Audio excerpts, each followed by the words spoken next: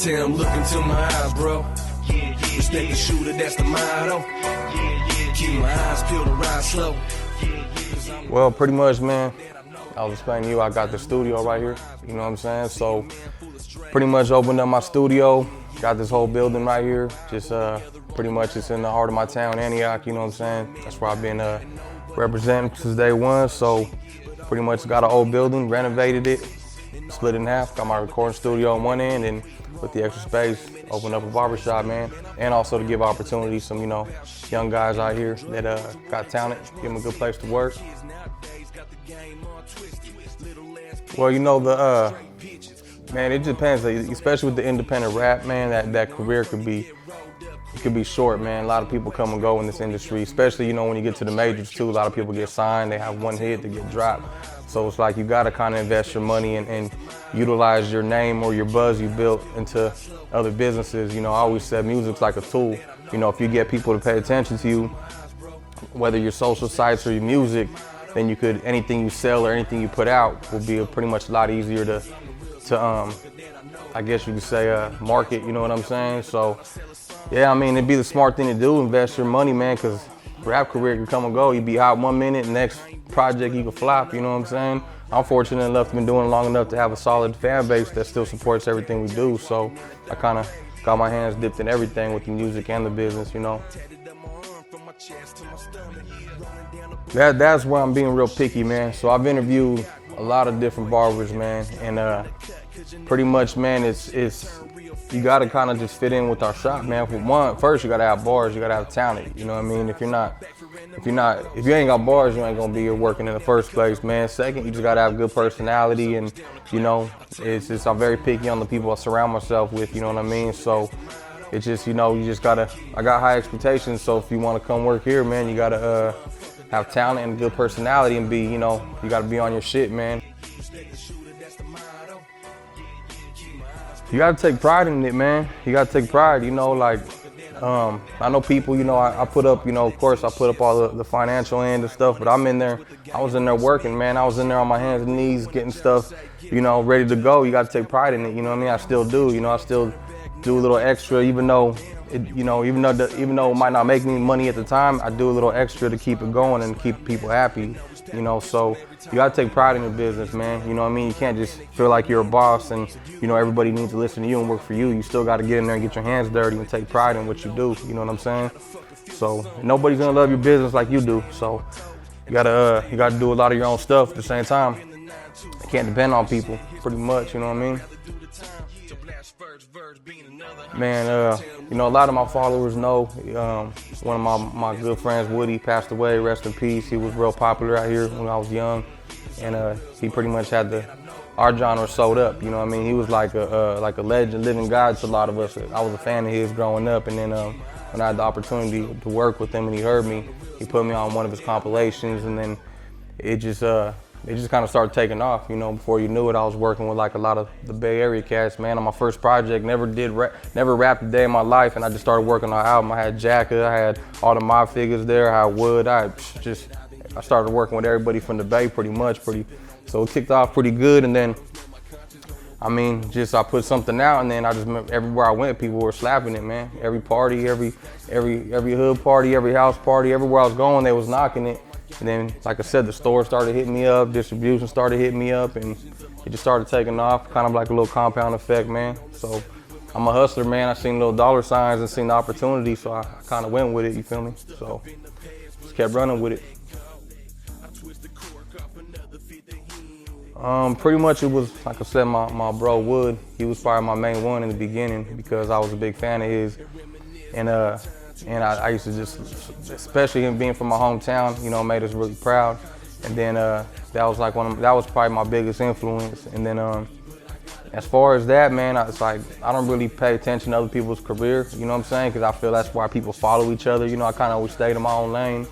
And I don't really have too many, I would say, influences. I kind of take something from everybody, man. I get influenced by businessmen. I get influenced by, I won't say so much rappers, but certain people like E40, man, how he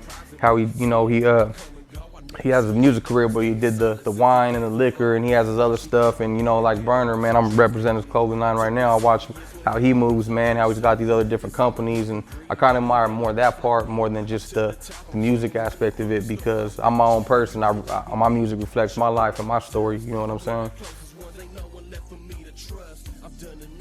I mean, the people I grew up listening to, I grew up on the, you know, the Cool Nuts, the IMPs, the 11.5s, the Totally Insane. You know, I'm probably speaking a whole different language. I got my barbers out there. They're in their early 20s, and they don't know who I'm talking about. You know what I'm saying? But I grew up on all that stuff. You know, Saleski and Sally Sale. You know, of course, you know, E40 and Too Short. So I grew up on all the old bass stuff, man. And you know, and then pretty much like everybody I grew up listening to, I ended up working with. So like one of my projects I put out 2 projects ago, I pretty much worked with everybody I grew up listening to, man, from Sibo to Andre Nicotina to, like I said, Saleski, Sally Sale, Be Legit, E40, Too Short.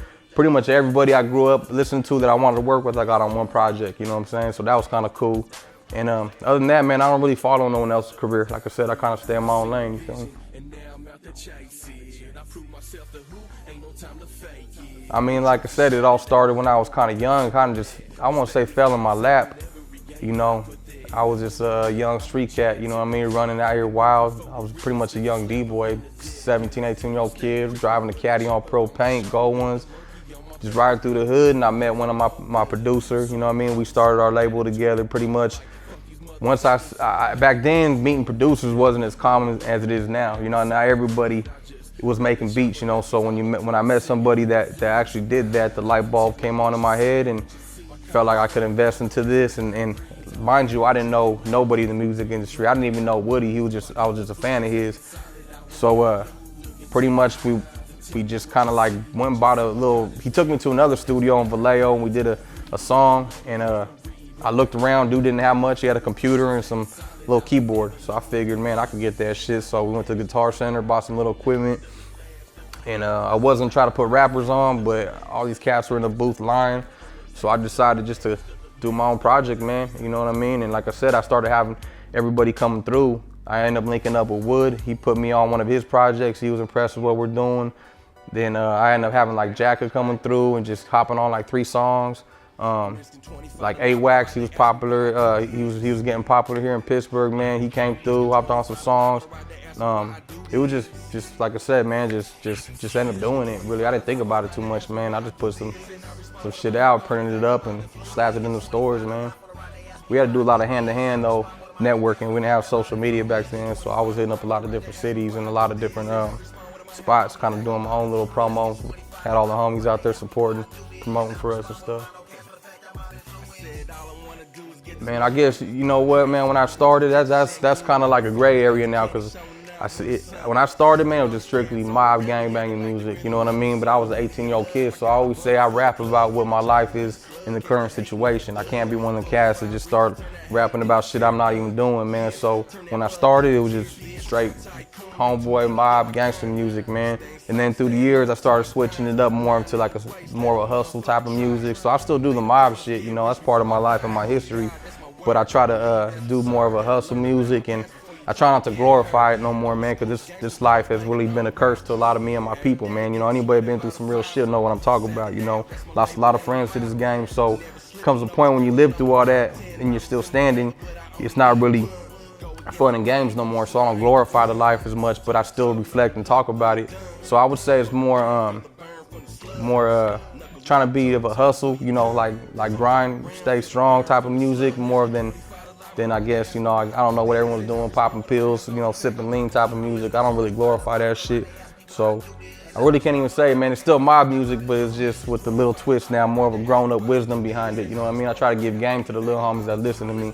And of course, I do the smooth stuff for the ladies now, so, you know, I guess whatever, I don't know, whatever lane it's, I'm in my own lane, man, you know what I'm saying? So I can't even call it, bro. I mean, I wouldn't even say they're up and coming no more. They're already kind of more established, you know. Yeah, I say Filthy. I just talked to Filthy the other day about doing a song. I just started a new project. I'm like 2 songs in, so the first one I did was me and Burner. Burner's he committed to it, so we're working on one. And then I talked to Filthy, so me and him always had a good relationship. He's been on a few of my projects. Styling, I talked to him too. We've done a few things together, so I fuck with them, bro. I like their music, you know what I'm saying? I don't feel like they're on no gimmick shit. You know, some of the rappers I feel like they're on a gimmick. You know, they come and go, and I think they're household names. I don't even look at them as up and coming rappers, man. They're more pretty much established already.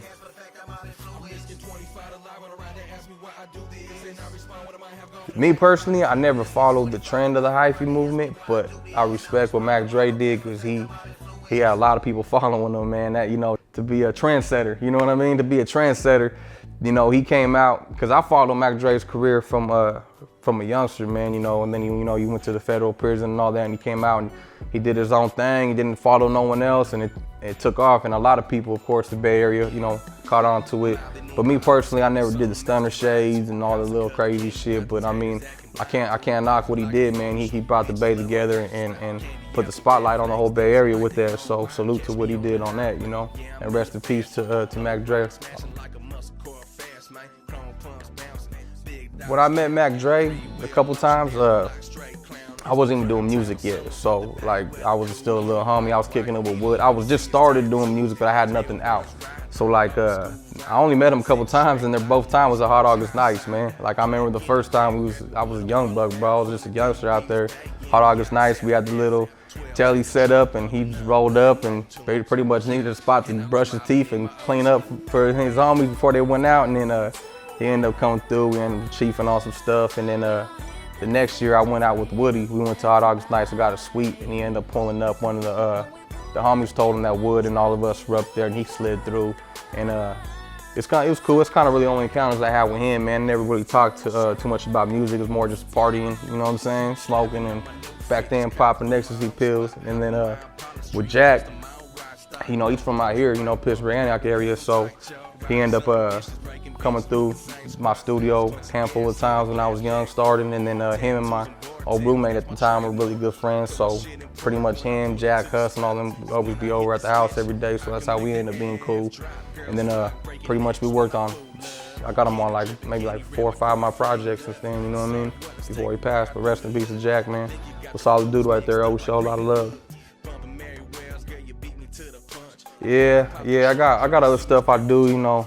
I got my, you know, anybody knows I'm a hustler, man. I got my hands in all kinds of cookie jars, but I do got plans to set up more legitimate businesses and getting this thing to a bigger level. So, you know, I started with this little barbershop and the studio thing, and, you know, I was into the cars, man. You know, I flipped the cars and stuff like that, but yeah, I'm getting into real estate, man, because I got some family that into real estate, you know, flipping houses and stuff like that. We're talking about opening up a little restaurant out here right now. Like, I ain't gonna get my idea out there too much, man, so no one bite my shit, but we got like this little restaurant idea we're gonna do. So pretty much, man, I'm just working for capital right now. You know, I'm not really a flashy dude. I'm not really worried about making money to look rich, man. I'm just stacking for capital so I can invest into my ideas, man.